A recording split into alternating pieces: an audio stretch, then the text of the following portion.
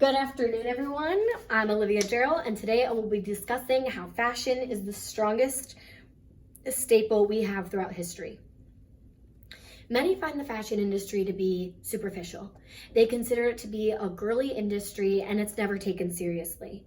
Yet clothing is the strongest form of art that we have. We have all participated in and continue to participate in the fashion industry daily. Currently, I am a fashion merchandising student at Kent State University, which is third in the nation for fashion schools. I have been in numerous art classes, I have studied multiple forms of art media, and yet the common denominator is that fashion leaves the largest footprint on our society. Throughout the history of mankind, fashion is the strongest indicator of a timeline, the most effective outlet for current events, and the greatest representation of our culture. Clothing represents cultural beliefs, is a form of expression, and throughout history continues to leave staples on the arrows of time better than any other art form, current event, or technological advances. For example, everyone knows this famous portrait, The Kiss, but could you tell me what time frame this was made in? In comparison, can you tell me when this woman was most likely took this photo?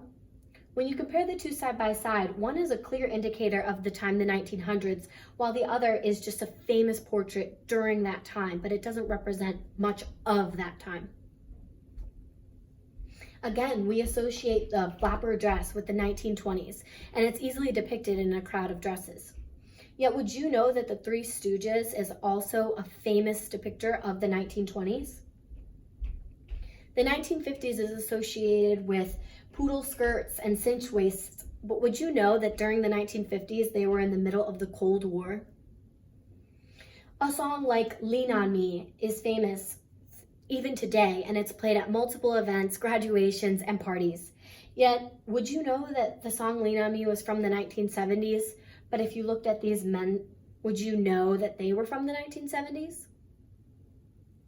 Again, we have another art form like graffiti, which was very common and a staple for the 1980s. Yet do you commonly think of graffiti in comparison to the clothes that were worn during the 1980s, like neon, chunky bracelets, and denim? We can depict different eras of time and events through our clothing from past decades a lot easier than any other staples that occurred during the same time frames. While eras are most easily depicted through fashion, our historical events are also conducted through what we wear. For example, we have the third waves of feminists. During the #MeToo movement, actresses wore all black to the Golden Globes on the red carpet. And kitty hats are extremely associated with the third wave of feminists because they wore them and made them specifically for the first annual Women's March that happened in Washington, D.C. The Vietnam War bands are another prime example of fashion and our historical events because these were worn for people who wanted peace instead of the war. The LGBTQ community also associates clothing with their mission in showing their pride and who they are. Black berets are also associated with the civil rights movement and the Black Panther. Large historical events have also been represented through clothing. Everyone has worn something to represent a view, support an idea, stand up for something to represent their individualities. For example, doing something as simple as wearing a colored ribbon, most commonly it's known as the pink ribbon for breast cancer awareness. You can also wear something as simple as graphic tees, which could say things like Black Lives Matter or a simple peace sign to show your beliefs and your views. Something like wearing a concert t-shirt also represents what you like in your individuality. There are many ways in which an article of clothing can represent an event, but even more so, our clothing represents our culture. Religion, being a large part of that culture, is represented through things like hijabs, which are worn by Muslim women. In addition, you have the precious mitre, which is worn and associated with Catholicism and worn by the Pope. Fashion allows the world to be easily interpreted without language or travel.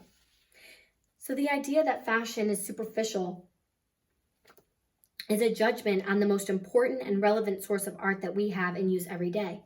For example, throughout our culture, women also wear things like wedding dresses in the United States and United Kingdom, or kimonos in the Japanese culture, and things like the kasaya is worn by monks. Fashion is the strongest indicator of a timeline, the most effective outlet for current events, and the greatest representation of our culture. I'm going to leave you with this. Clothing is forever changing, but as it changes, know that what you wear today shapes tomorrow, and that you can say whatever you want to say to the world without saying a single word through your clothing.